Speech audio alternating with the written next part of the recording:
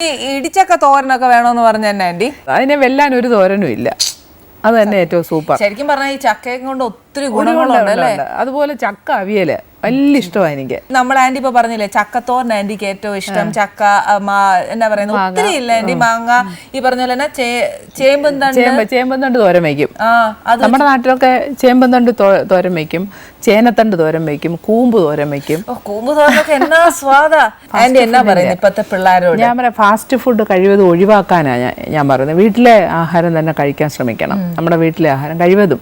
വീട്ടിൽ പോലും ചിലപ്പോൾ നമ്മൾ പാകം ചെയ്യുന്നത് അത്രത്തോളം ഈ കിട്ടുന്ന അത് വെച്ചാണല്ലോ നമ്മൾ പാചകം ചെയ്യുന്നത്. ഇപ്പം നമ്മൾ ആട്ട മേടിക്കുവാണെങ്കിൽ മാർക്കറ്റിൽ കിട്ടുന്നതല്ലേ മേടിക്കുന്നത്, പൊടിയായിട്ടാണ് മേടിക്കുന്നത്. നമ്മൾ പണ്ടൊക്കെ ആണെന്ന നിലയിൽ ഗോതമ്പ് മേടിച്ച് കഴുകി ഉണക്കി പൊടിച്ചെടുക്കുമായിരുന്നു.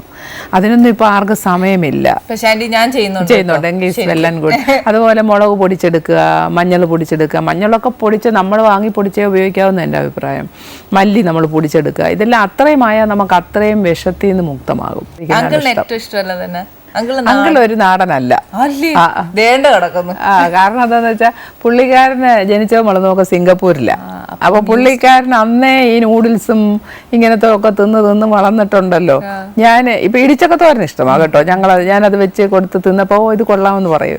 ഏറ്റവും നല്ല ഫുഡ് അത് ഇടിച്ചക്കത്തോരൻ.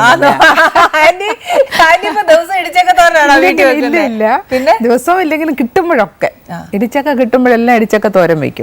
അതെല്ലാവർക്കും ഇഷ്ടമാണ്. ഞാൻ ചോദിക്കാം, നമ്മുടെ ഈ വേസ്റ്റ് ഒരു വലിയൊരു ഇഷ്യൂ തന്നെയാണ് അല്ലേ? അതിന് ആന്റി ശരിക്കും ഈ ഹോട്ടലിലുള്ള വേസ്റ്റ് അല്ലാത്ത നമ്മുടെ വീടുകളിൽ തന്നെ ഇല്ലാന്ന് ഞാൻ പറയുന്നില്ല, ഉണ്ട്. പക്ഷെ വീടുകളിൽ അതിൻ്റെതായിട്ടുള്ള ഇത്ര വേസ്റ്റ് എന്നേ ഉള്ളൂ. പക്ഷെ വെളിയിൽ നിന്ന് വരുന്ന വേസ്റ്റ് ഒരുപാടുണ്ട്. ഇതെന്നാ ചെയ്യും? നമ്മുടെ നഗരത്തില് നമ്മൾ ഈ ഇറച്ചി മാലിന്യം എല്ലാം കൊണ്ടുപോകാനായിട്ട് അമലക്കൊക്ലിന് വന്നിട്ടുണ്ട്. അവരെല്ലാം എടുത്തു കൊണ്ടുപോകും, മിക്കവാറും അവർ കൊണ്ടുപോകും. പിന്നെ ഉള്ളതെന്ന് പറയുന്നത് കല്യാണ മണ്ഡപങ്ങളെല്ലാം അവരവരുടേതായിട്ടുള്ള സ്വന്തം സംവിധാനം വെക്കാൻ പറഞ്ഞു, ഫ്ലാറ്റുകളിൽ വെക്കാൻ ആവശ്യപ്പെട്ടു. വീടുകളിൽ ബയോഗ്യാസ് പ്ലാന്റോ അല്ലെങ്കിൽ ഒരു കിച്ചൺ ബിന്നാണ് ഞാൻ നോക്കിയത് ഏറ്റവും നല്ലത്. ആ വലിയ കിച്ചൺ ബിൻ വേണമെങ്കിൽ വലിയ കുറച്ച് ഹോട്ടലുകൾക്ക് ഉപയോഗിക്കാം, ചെറിയ കിച്ചൺ ബിൻ നമുക്ക് വീടുകളിൽ ഉപയോഗിക്കാം. ഞാനിപ്പോൾ കണ്ടതിൽ വെച്ച ഈ ഉറവിട മാലിന്യ സംസ്കരണത്തിൽ ഏറ്റവും നല്ലതായിട്ട് തോന്നുന്നത് എനിക്ക് കിച്ചൺ ബിന്നാണ്.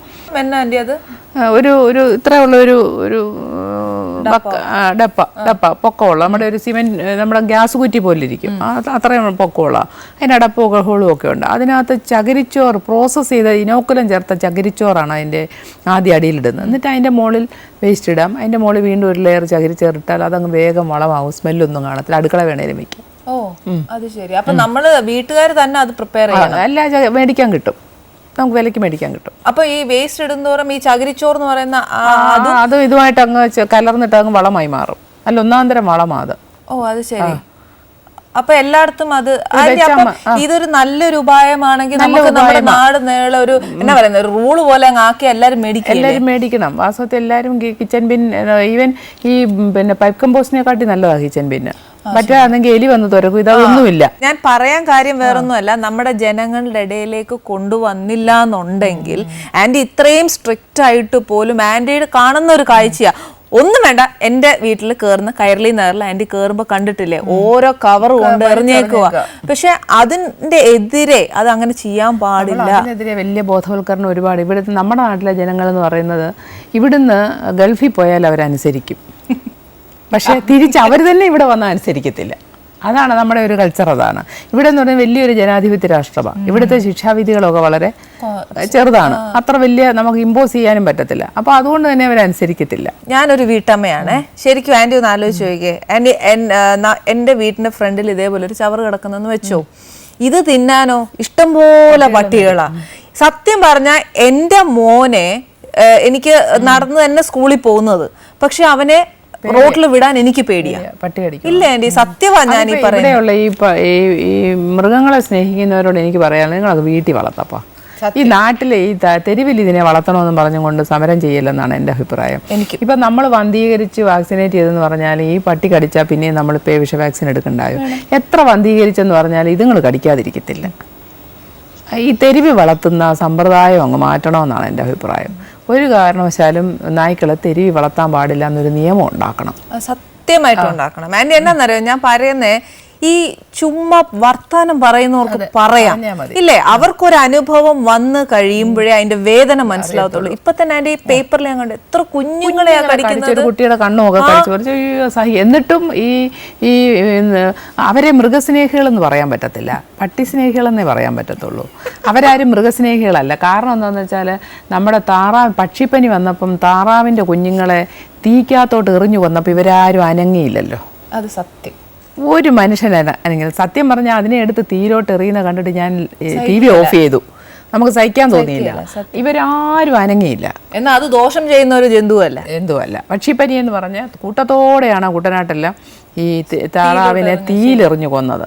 അപ്പോൾ ഇവരുടെ മൃഗസ്നേഹം എന്ന് പറയുന്നത് ഈ മൃഗങ്ങളോടുള്ള സ്നേഹമല്ല. ഇതെല്ലാം ഈ പേവിഷ വാക്സിൻ ഉൽപ്പാദിപ്പിക്കുന്ന മൾട്ടിനാഷണൽ കമ്പനികളോടുള്ള സ്നേഹമാണ്. ഇവരെല്ലാം ഫ്ലൈറ്റിൽ വരുന്നതൊക്കെ എങ്ങനെയാ? ഇന്നലെയൊക്കെ കഴിഞ്ഞ ദിവസം സമരത്തിന് അവർ ഫ്ലൈറ്റിലാണ് വന്നെന്ന് അവർ തന്നെ പറയുന്നത് കേട്ടു. അവർക്ക് ആരാണ് ഇത്ര വലിയ മൃഗസ്നേഹം ഉണ്ടോ? ഫ്ലൈറ്റ് കയറ്റി വിട്ടാലോ ഇവരുടെ കൂടെ നമുക്ക് വേണ്ട, എന്തായാലും അതാ. ഞങ്ങൾക്ക് സ്നേഹിക്കാനൊട്ട് സമയവും ഇല്ല. അപ്പൊ നിങ്ങൾ ഒരു കാര്യം കൂടെ കൊണ്ടുപോയിക്കോളാൻ പറയാം. അന്ന് അവർ കൊണ്ടുപോകും. നമ്മുടെ തിരുവനന്തപുരത്ത് തന്നെ ഇത് വളർത്തണം നല്ല നിർബന്ധമില്ല. അന്യനാട്ടിൽ കൊണ്ടുപോയിക്കോ, ഇല്ലേ? നമുക്ക് ഒരു വിരോധമില്ല. വേണമെങ്കിൽ നമുക്ക് കൊണ്ടുപോയി വിട്ടുകൊടുക്കാം, ചെലവ് നമ്മൾ വഹിച്ചോളാം. എന്നാലും നമ്മുടെ കുഞ്ഞുങ്ങൾക്ക് ഒരു ആപത്ത് വരുന്നത് നമ്മൾ സഹിക്കുകയില്ല. അത് ഞാനെന്നല്ല, ഒരമ്മമാർക്കും സഹിക്കാൻ ഒക്കത്തില്ല.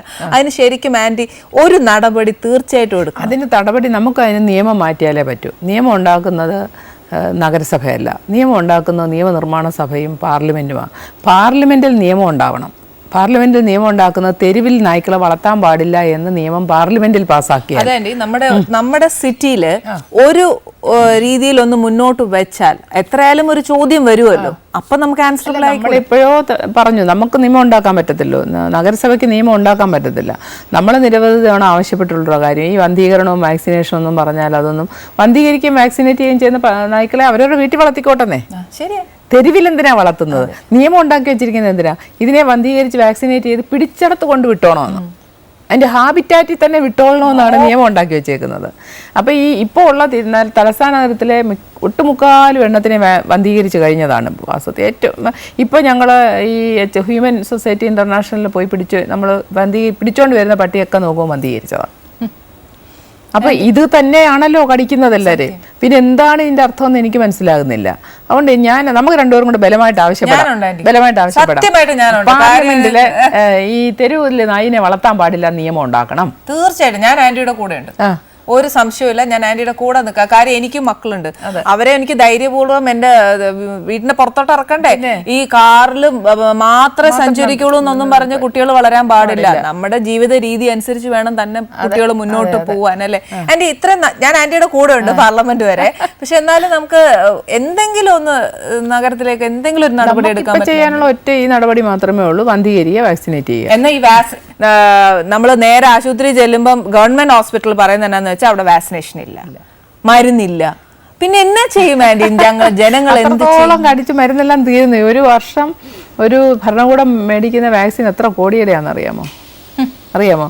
അപ്പൊ ഇത് ആളുകളെ കടിച്ചാലല്ലേ ഇതിന് ചെലവ് വരത്തുള്ളൂ. പക്ഷെ അങ്ങനെ ചിന്തിക്കുന്ന ഒരു വൃത്തിയുടെ മനസ്സല്ലേ ആണ്. അതാണല്ലോ അവർ പ്ലെയിനിൽ കയറി വരുന്നത്. അല്ല, പ്ലെയിനിൽ കയറി വന്ന് അവർ വാക്സിനേഷൻ കൊടുത്തിട്ടും പോകുന്നു. പക്ഷെ അനുഭവിക്കുന്നത് അപ്പൊ മറ്റുള്ളവരെ എന്തോ പറയുന്ന ഒരുമാതിരി സാഡിസമാന്ന് തോന്നുന്നത്. തീർച്ചയായിട്ടും സാഡിസമാ. ഞാൻ പറഞ്ഞ ഇപ്പൊ ഇവിടെ ഏതോ ഒരു രാജ്യത്ത് നാഗാലാൻഡാന്ന് തോന്നുന്നു പട്ടിയെ കൊന്നു തിന്നുന്ന രാജ്യം. അത് നമുക്ക് അവിടെ കൊണ്ടുവിട്ട് കൊടുക്കാം. അല്ല, നമുക്ക് വേണ്ടല്ലേ? അല്ല പിന്നെ എന്നാ ചെയ്യുന്നേ?